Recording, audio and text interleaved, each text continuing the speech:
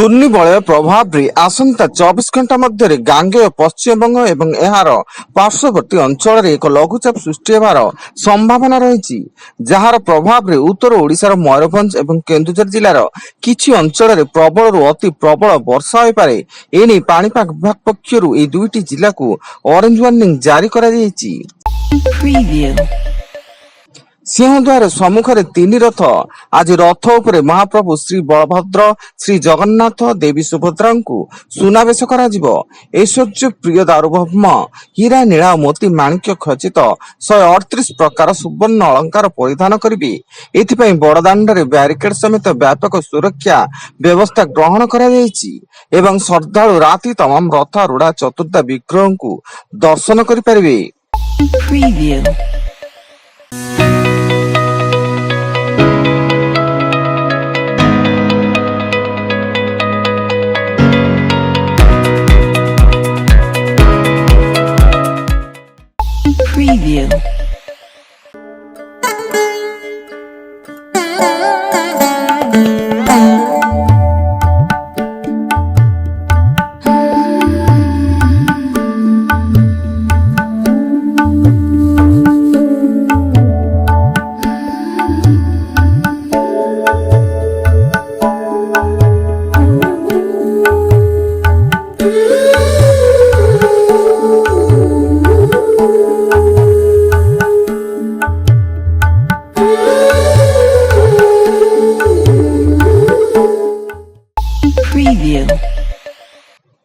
ଆଜି ହୀରାକୁଦ ଜଳଭଣ୍ଡାରରୁ ଚଳିତ ବର୍ଷର ପ୍ରଥମ ବନ୍ୟା ଜଳ ନିଷ୍କାସନ ହେଉଛି। ଜଳଭଣ୍ଡାରର ଜଳସ୍ତର 609.6 ଫୁଟ ଥିବା ବେଳେ ପ୍ରଥମ ପର୍ଯ୍ୟାୟରେ ଡ୍ୟାମର 12ଟି ଗେଟ୍ ଦେଇ ବନ୍ୟା ଜଳ ନିଷ୍କାସିତ ହେଉଛି। ମହାନଦୀର ଉପରମୁଣ୍ଡରେ ପ୍ରବଳ ବର୍ଷା ହେବା ଫଳରେ ହୀରାକୁଦ ଜଳଭଣ୍ଡାରକୁ ଜଳ ପ୍ରବାହ ବଢୁଛି। କେନ୍ଦୁଝର ଜିଲ୍ଲା ଯୋଡା ବ୍ଲକ ବଡ କାଳିମାଟି ପଞ୍ଚାୟତରେ ଗୁଣ୍ଡିଚା ଯାତ୍ରାରେ ରଥ ଟଣା ବେଳେ ଭାଙ୍ଗିଲା ରଥର ଚକା। ଫଳରେ ରଥ ଆଉ ଆଗକୁ ଗଡିବା ସମ୍ଭବ ହୋଇପାରିନଥିଲା। ଶେଷରେ ଭାବ ବିହ୍ୱଳ ହୋଇ ଭକ୍ତ ଚତୁର୍ଦ୍ଧାମୂର୍ତ୍ତିଙ୍କୁ ନିଜ କାନ୍ଧରେ ମନ୍ଦିର ପର୍ଯ୍ୟନ୍ତ ବୋହି ନେଇଥିଲେ।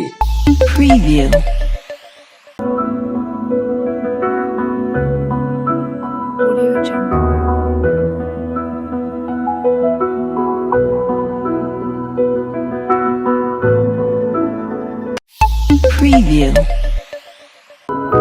Audio Jungle.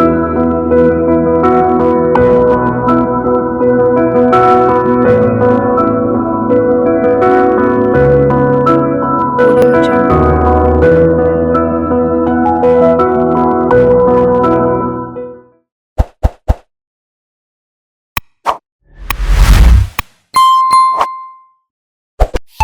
Preview.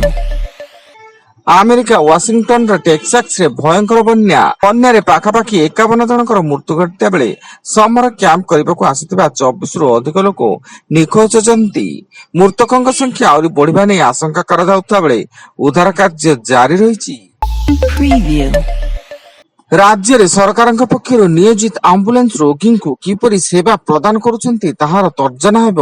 108, 104 ଆମ୍ବୁଲାନ୍ସ, ଜନନୀ ଏକ୍ସପ୍ରେସ ଏବଂ ନୌକା ଆମ୍ବୁଲାନ୍ସ ଲକ୍ଷ୍ୟ ପୂରଣରେ କେତେ ଦୂର ସଫଳ ହେଉଛନ୍ତି ତାହା ଜାଣିବା ପାଇଁ ଏକ ଅଭିଜ୍ଞ ଓ ବୃତ୍ତିଗତ ସଂସ୍ଥା ଦ୍ୱାରା ସର୍ବେକ୍ଷଣ କରାଯିବ।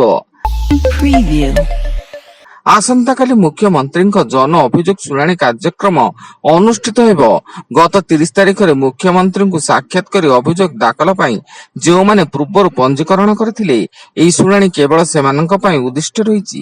ସେମାନେ ପୁନଃ ପଞ୍ଜୀକରଣ କରିବାର ଆବଶ୍ୟକତା ନାହିଁ।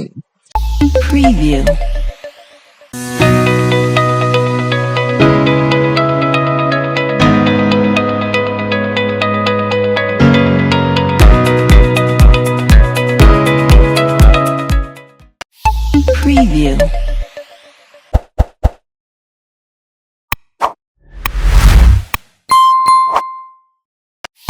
Preview.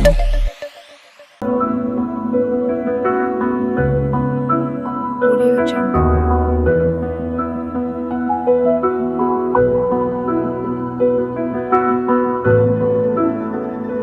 Audio Jungle.